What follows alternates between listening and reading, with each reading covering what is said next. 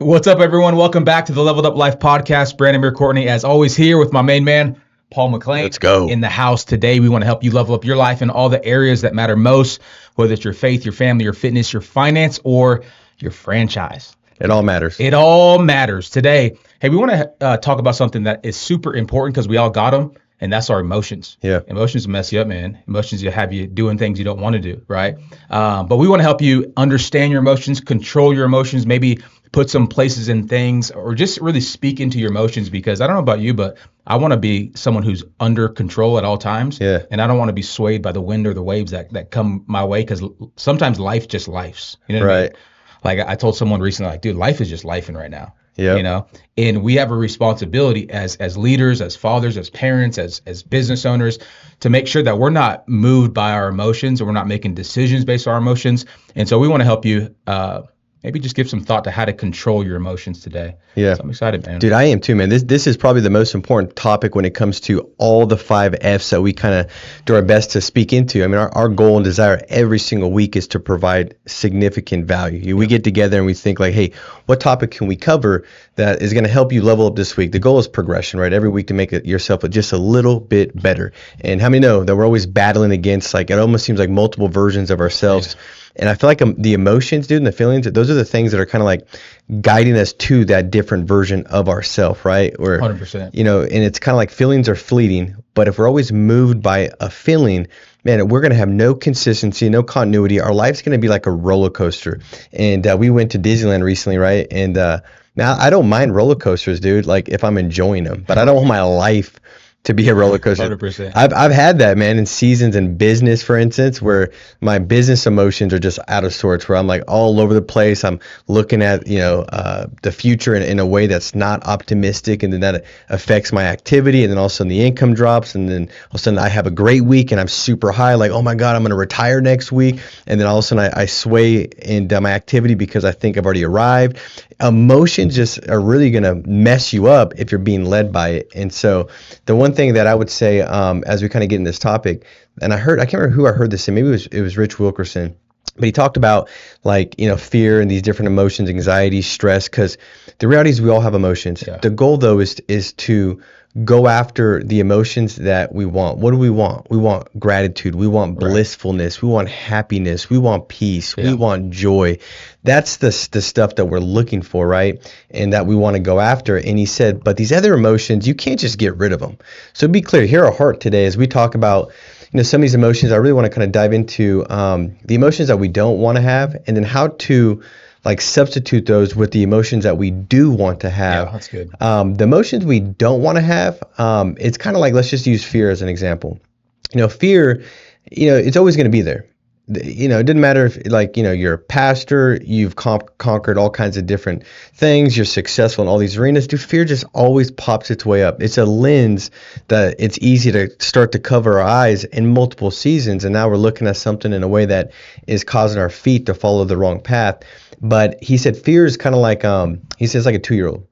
So a 2-year-old, when you drive with a 2-year-old, you don't want the 2-year-old to drive. Right. Because if your 2-year-old is driving, then you're probably going to crash. You might go to jail. A lot of things might happen that are all going to be negative. Nothing good happens with the 2-year-old. Like, no, my 2-year-old killed a dog. Like, no, it ain't gonna end well.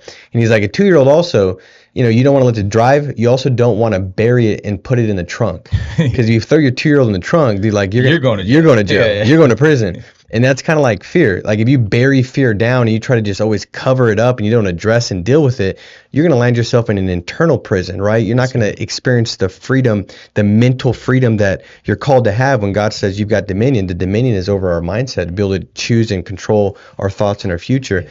And he said, what you want to do is, like, let it ride, but it can't drive. He's like, you want to put it in the car seat. You want to do that with, like, the 3-piece harness, right? Where it's like, it goes over the shoulders, like that thing, dude. The 3-year-old ain't going nowhere, dude. Like, it can't even escape, right? Because it's harnessed in. He's like, when you're driving to the destinations that you want to go to in life, fear is going to be there. Anxiety will be there in certain seasons. Worry is going to be there, and we'll give you some strategies to help with that. But it's going to be there. But how can we let it ride but not drive? That's good. Really good. Well, I think the first thing is you have to understand what you can control and what you can't control. Yeah. Right. So most of the fear comes from things that we cannot control. So, right. So we're thinking about things in the future that we can't control right now in the moment. And I think one of the biggest practical things that you can do to control your emotions is to like really sit back and go, hey, okay, can I move on this thing right now or not? And if I can't, then I'm not gonna let the emotion control me. So it's kind of like, I was thinking about this. It's kind of like watching a movie, right? You got a real good movie. There should be all different kinds of emotions, right? So you got some funny movies where it brings laughter. You got some suspense where it brings like maybe a little bit of fear. You got drama. You might even cry. So in this movie, there's all types of emotions, but in the back of your mind, you're just watching a movie. Yeah. So you're not like compelled to jump out of your seat and go save the person on the screen because there's nothing you can do. That doesn't mean the emotion of it wasn't real. Right. Like you really felt sad, mad, glad, anger, whatever. You really felt it, but you couldn't do nothing about it. Yeah. So emotions is sometimes the same way. Like you almost have to have like a I don't know what the word would be. Maybe like a dispassion. Like you're not gonna react right away just because you feel something. Yeah. So just because I feel fearful in the moment doesn't mean I'm gonna freak out or give into that fear. Or just because, and then the same is true for the opposite. Like just because I'm extremely excited about something, it doesn't mean I'm gonna overreact. Yeah. Right. So it's like you have to self-reflect and go, hey, is this something that I can control right now in the moment? Is this something that I got to put off for later? Am I living too far in the future? Because what is it about like deferred hope? What makes it makes a heart like grieve or yeah. So like if you're constantly living, no, you got a really good saying. It's like if you're constantly living in the future, that's anxiety. If you're living in the past, it's it's accomplishment. So if your hope is in the past, it's accomplishment. It's already done. If your hope is in the future, it's no, your hope needs to be placed in the future. If your hope is in the present, or no, if your hope's in the present, come on, that's good. Yeah. So if your hope is in the present, that's accomplishment, right? If your hope is in the past, that's regret. So if I'm hoping for something in the past, I'm regretting because it's already happened. Yeah. If my hope is in the present, it's our accomplishment. I've already, like I hope for, it's kind of like if I hope to be married and then I get married, well I'm not hoping no more. I've accomplished it, right? So I think when it comes to like your fear or like a lot of our fears in the future, right? It's things that we cannot control right now. So a practical thing would just be to pause and reflect. So it's like, hey, where's this fear coming from?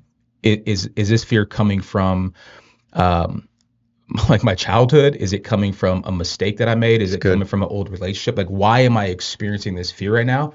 And having an honest conversation with yourself and going, all right, is this fear even rational in the moment? Right. And so pausing and reflecting for me, like, and we get hit with a wave of emotions every single day. So I was even thinking about this morning, like I was in a group text, I'll tell you about later. I was in a group chat and something was said in the group chat and my immediate reaction was like, dude, I'm gonna light this person up. Like, right. Like, dude, I write for a living. Like, this is what I do. Like, let me write something clever and like make them feel dumb. And like, so I was writing this big response and then someone else in the group chat called me and was like, don't respond to that. But like my emotion, like the feeling that I wanted was like, let me get them, let me make them feel dumb because I'll get a quick dopamine hit of like accomplishment. Right. But like you got to pause and reflect in that moment going, why do I want to respond? Like, what's the reaction that I'm trying to get? And then does this help anything? And so I think for you, man, as we're going through life's, daily decisions, just a good practical is like, hey, slow down. Don't react right away and reflect and think why you're actually feeling that and then move forward from there. Yeah. I mean, I love that because it gives you the ability to kind of step out of that emotion and assess what's my next best move, right? It was the same thing with insurance sales. I say with the client, dude, I have some clients that were just like, just give me the numbers. I don't want to, and they'd go hard, like just being, kind of bullyish, right? And my natural desire was the same thing. Like, okay, I'm gonna get them. And it's like, I remember hearing the saying, like, do you want to seek satisfaction or do you want to seek a solution? That's good. And you can't really seek both typically, right? Delayed gratification is typically the solution. To be able to step back and say, hey, let me get out of this emotional state. What's my next best way to connect with this person, lead, guide, and direct them so they can make the right choice because they do want their spouse protected. They're just acting out of an emotion towards me because of something they had in the past. Maybe they met with a sales guy that was just took advantage of them, wasn't any good to them. They made a poor decision that they regretted after the fact. They made them feel like they were insecure, whatever it is. And so now I need to know that, hey, let me just put that lens on, know that they're going through something as well, but I can't now react to emotion. Now nothing's going to get done. Yeah. I got to unpack it differently. Dude, I think that like with fear, a couple strategies that helped me, right, was like saying, okay, where's this coming from? Identifying where it's coming from, and then asking myself, like, even if that happened, then what? Yeah. Then what, right? Because for the most part, it's not going to happen. But I went pretty deep with some different things where I was like, okay, even if that happened, God's still good. Right. He's still faithful. And so instead of me trusting in my own emotions, I had to trust in the character of God that is loving, faithful, and good. And if His promises are yes and amen, then even if my fear does come to pass, that it's going to work out for some good. Yeah. And that's a hard thing to think about, especially depending on what your fear is and what level that fear could possibly be, because there's all kinds of different levels of fear. It could be, I'm fearful that I could die. What's different than if you don't have anything going on now, but if you're dealing with a terminal condition, that's difficult, right? Or if somebody you love is going through a terminal condition, like what if there's something? Well, even if something did happen, man, God is still good and faithful. There'll be something good. I mean, there's so many different ways to look at it, but for me, that just kind of helped out. And then also kind of giving some contrast, because a lot of things that we're fearful or we worry or we're anxious about, for one, it's never going to come to pass. It's like the acronym that, fear is false evidence appearing real. Yep. But you don't know it. Like, you don't know the difference between what you kind of think and what you imagine. Funny story, dude. This Tosh might get mad that I share this. This happened 2 nights ago. You didn't hear that? Yeah, it wasn't my wife. This was Daryl's wife. Yeah, an old friend. So I said, babe, why'd you change all the sheets already? Like you just made the bed last night. She's like, I don't even know how to tell you this. She said, last night I had to go pee really bad. I was watching this show, and she was like into it, I guess. I don't know what she was watching, but I passed out. She's like, I had to go pee, and she's like, I was gonna get up, but then I ended up falling asleep. She's like, I had this dream that I was peeing. And I was like, okay. She's like, and I woke up and I actually peed, So she peed the bed. And I was like, she's like, I don't know if that's an age thing or imagination. I said, it might be both, but the reality is, like, you don't know. Like, in her mind, she was right on the toilet bowl peeing, because that's what her last thought was before she went to bed. I was like, I got to go pee. Now, it does matter, like, how much, though, not to get I don't know. I got back and the sheets were off, bro. I didn't get to experience the aftermath, and I didn't wake up wet, so it wasn't enough to hit me. But it proves a point that, like, you don't know the difference. You can have a nightmare, and if you've ever woken up and you're just like, you wake up terrified, right? You could be waking up sweating, panicked. That didn't really happen, and all that basically proves is that a lot of things that our body has got this anxiety and this worry and this fear, it's kind of just a feeling that's been memorized from the past. Like, our body is now dictating our mind. And so we don't no longer have a mind that's sound, that's peaceful. We got a mind that's being dictated by the feeling of anxiety and fear that we've just felt for so long, that because it's so familiar, our mind just goes to work finding ways to validate it. So now we're living in this prison that we're not called to live in, because it's just validation to the feeling that we've rehearsed over and over again. That's and good. The reality is, in a moment, though, you can stop and pause and think about things that you're grateful for, things that are blissful, things that are true, that are praiseworthy, that are noble, of good report. Go back and look at those things, and then all of a sudden, that's how the fear starts to dissipate. Now, we have to do that over and over again. That's why, what's that scripture that King David has in Psalms that says, like, I think it's, search my heart, O Lord, and know my anxious thoughts, right? Mm-hmm. I mean, what he's saying is, like, Psalm 139, search me, O God, and know my heart. Try me and know my thoughts, and see if there will be any wicked way in me, and lead me in my way everlasting. That's to me is unpacking what all these other people try to identify, which is like, search my heart. The heart is your emotions. Like, know my emotions, right? Like, what are my feelings tied to, and know my anxious thoughts. Yeah, that's good. And so, for I believe that when you're created on purpose, for purpose. You were imagined to imagine, and you were created by a creator to create, because he created us in his image. And so, in a moment, we can start to visualize a better future, a more blissful future, start to embody and visualize the behaviors and visualize it working out. Create a new movie. Like you said, there's drama, there's all these different things, but some people live in the same movie, but they experience a lot different of emotions. Yeah. So for me, no matter what I'm going through, I'm always trying to be in a movie that's victorious, right? Where there was no way out, and all of a sudden, boom, there was a victory that took place, and that allows me to kind of like help navigate those emotions. Say, yeah, that does look crazy. That is scary. This is big. My daughter does have this diagnosis. I got this situation going on. This is taking place, but I'm going to see it coming through Right. the way that the promises of God has, and then let that now shape and dictate my emotions. Well, I think it's just this idea of seeing the end from the beginning. Like we already know the outcome. The outcome is he's already won. The outcome is we've already overcome. We've already been set free. Like we've already been healed. So that's the outcome. Although we don't see it in the reality, like in the present. Yeah. But that's the outcome. So it's just walking through this valley, knowing that we have victory already, which is why I think it's so important. And this is something that I got from you and really Parker, and her whole story was like the gratitude journal. Like being able to, and it's something that I've done for a long time, not necessarily like a gratitude journal, but just writing down like life's emotions and life's stories and life's battles and trials.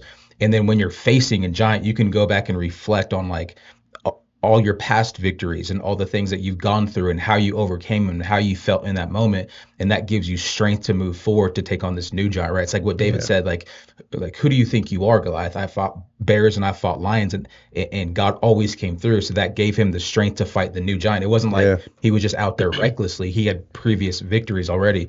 And the same is true for us, whether you know it or not, or believe it or not. Like you do have past victories and past, battles that you've won and things that you've accomplished. So having a gratitude journal and changing, like we were talking about this earlier, changing your emotion in the face of adversity because of past victories is everything. Yeah. Like what was a bad day now could be a good day because of how you look at it and how God came through on your behalf. So it's like we're sitting here today on Parker's, what is it, 1 year anniversary from her last chemo treatment, right? Yeah. So it's a big deal. Prior to her, she's thinking about all these emotions, but like what once was such a bad day, right? Now we could reflect and go, man, this is a day of victory, a day of overcoming. Like walking into this day 1 year ago, she was like, oh my gosh, another chemo treatment, another time I got to sit in this and take this IV.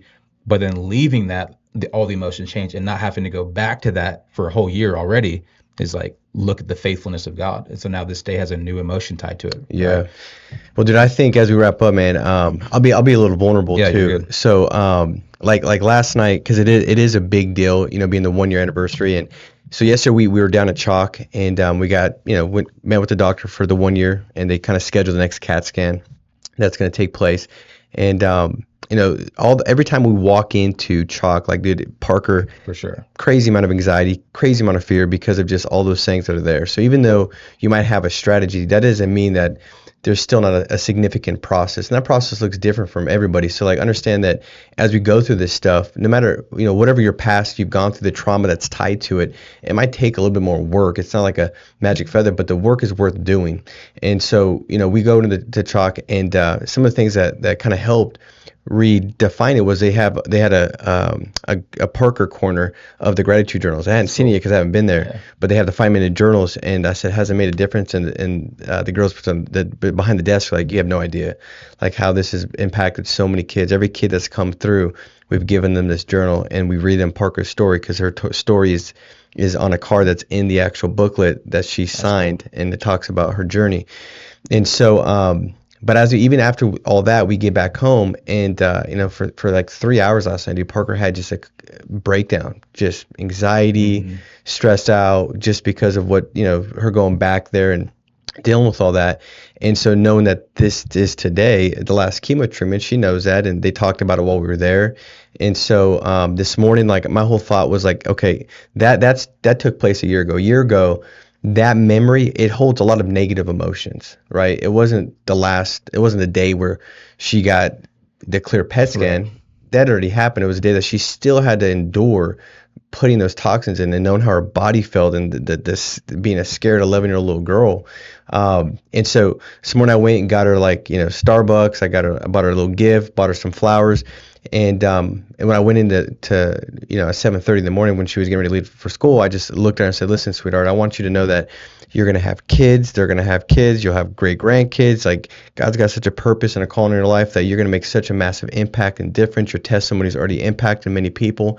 And don't let the enemy steal the victory that God's given you, because a lot of times there's been so much good, but the enemy will try to cloud that and cause you to fix your focus on the one bad part of it. not to understand, not to see the full picture that, man, God saw you through all that, right? You're on the other side of that. And I just say that to end with this, like, it's important to get people around you that can remind you of the fact that, yes, that past might have some trauma, but I like the phrase to change it, like, it's possible traumatic stress disorder. It's possible to change the way you connect that memory and tie that memory to a new emotion. So now the next time it pops up and that trigger happens, because, dude, we're gonna have many triggers. We're gonna go back and there's follow-ups for years and years and years, 5 years. But my whole goal is, as we get going, that emotion starts to change to victory and gratitude. Because even though she holds it, the memory of the past has still kind of got her there, And so I think it's important to just do the hard work and unpack those emotions, because your freedom's found on the other side of it.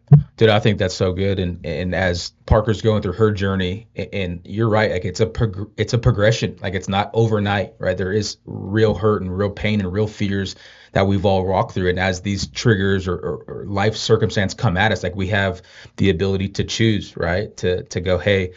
And as an 11, 12-year girl, it's a lot different than a grown woman or man. But I just think it's such a good story. It's such a powerful testimony of God's faithfulness, of going through a hard time, being able to reflect, but still having an awareness that, hey, I'm not fully out of it. Like, I'm still residue there, I'm still in it, right? And I think it just shows our humanity that no matter what life looks like on the outside, like, we're all going through things. Like, we all have, life circumstance. Like, I got stuff going with Bronx and trying to walk him through that, and just like, man, we're all going through something. But like you said it best, like, it's so important to have people that can remind you of better days, that can remind you of the outcome, that can pull you back to not like the reality of fear that you're living in, but the reality of, like, overcoming that you're living in. Yeah. And so, man, that was a good one. Yeah. Well, hey guys, I'll tell you this much. The call to action that I challenge you with is be that person for somebody today, right? Send them a message of encouragement, just a love message, like, hey, empower them and remind them of what you see in them, the gift that you see in them. And you don't know how important that is. I have always